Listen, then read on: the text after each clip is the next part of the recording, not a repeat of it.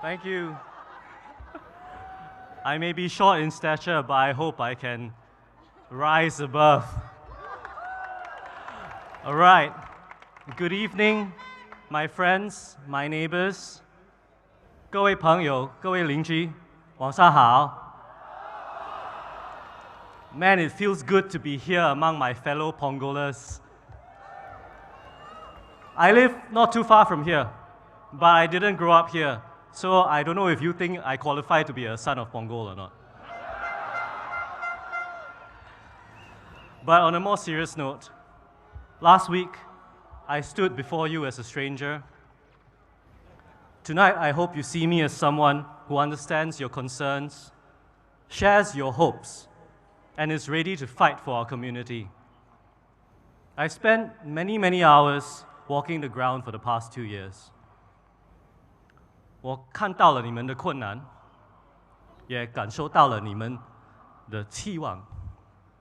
And what I've heard is clear. 全部东西太贵了。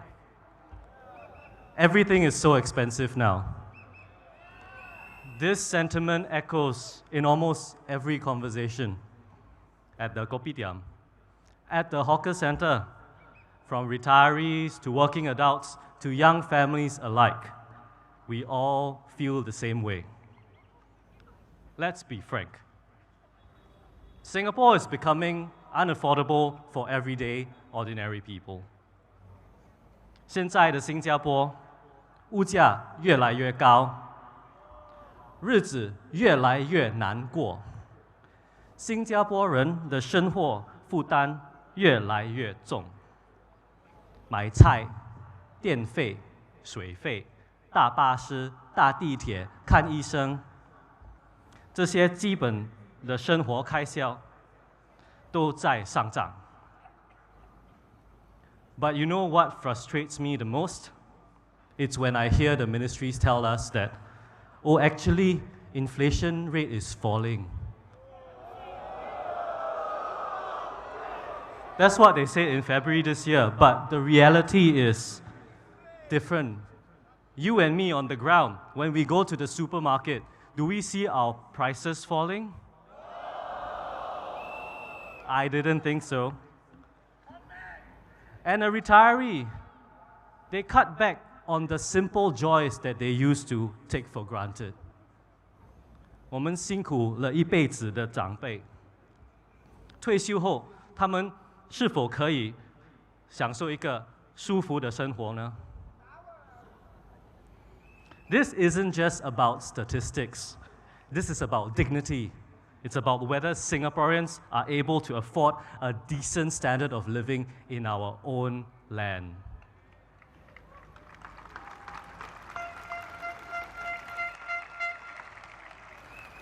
The Workers' Party has consistently opposed the GST hike.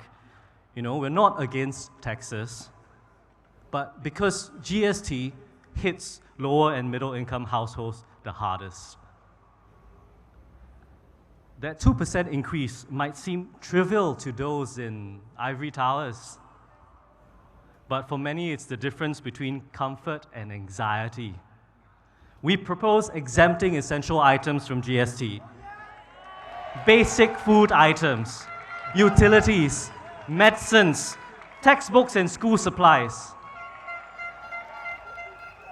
We want tiered pricing for utilities. Lower consumption means lower rates. This benefits smaller households, our seniors and pioneers, and those who conserve resources and look after our green earth. Why should ordinary families have to bear the same rates as those who live in GCBs and black and whites, with wine cellars, lifts at home, and multiple aircons running 24/7. 这公平吗？这合理吗？ Housing remains the biggest expense for most Singaporeans.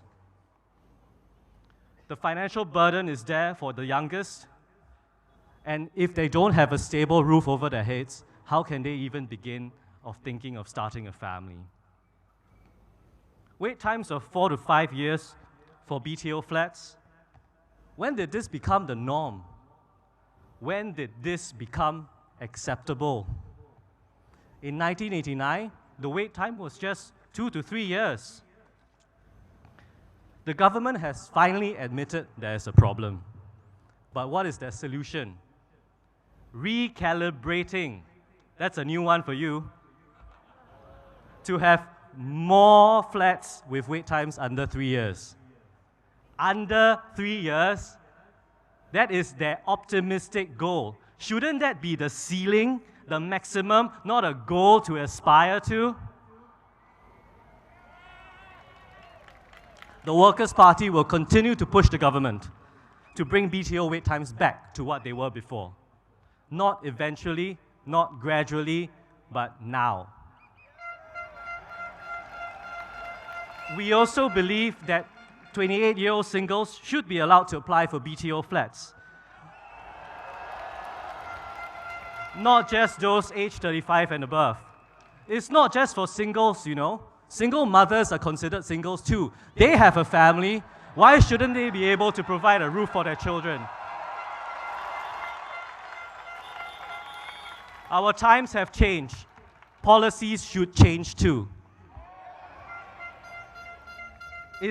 Let me tell you about a former schoolmate of mine. She's 34 years old this year, just like me. She earns a good salary. She's single. She wants independence. But if she wants a BTO, by the time she has a roof over her head, she'll be pushing 40. Is this the Singapore we want? Where hardworking adults don't have the dignity of their own space until they are 40 years old? 这是我们要的新加坡吗? These are not just isolated policy proposals. They represent a fundamentally different vision of Singapore. A fresh perspective, new ideas. The PAP believes in trickle-down prosperity. Keep the economy growing and everyone eventually benefits. But that's not happening anymore, is it? Our GDP grows, but many Singaporeans feel like they've been left behind. We, the Workers' Party, we believe in an economy that works for everyone, where prosperity is measured not just by GDP, but by whether ordinary people can afford to live well. And this is why the Workers' Party is proposing a national minimum wage. $1,600. A simple number, a universal baseline that says, if you work full-time, you deserve a living wage. But I stand before you tonight with not just words, but with a commitment to work. If elected, I will push relentlessly for these policies in Parliament. I will be your voice when decisions affecting your livelihoods and futures are made. I have no doubt my opponent is a good man.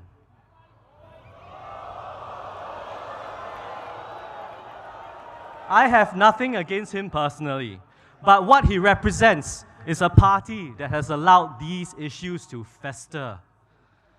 A party that raised GST twice during a cost of living crisis. A party that monitors while housing prices spiral beyond our reach. My friends, on the 3rd of May, you have a choice. You can vote for more of the same, or you can vote for representatives who will fight for a more affordable Singapore. For a Singapore that truly supports families, for a Singapore that truly cares about its people. 我们会为你们争取更公平的政策，让每个家庭过更舒服的生活。我是刘宇阳，我是惹兰加油的候选人。I'm Andre Lau, your Workers' Party candidate for Jalan Kayu SMC.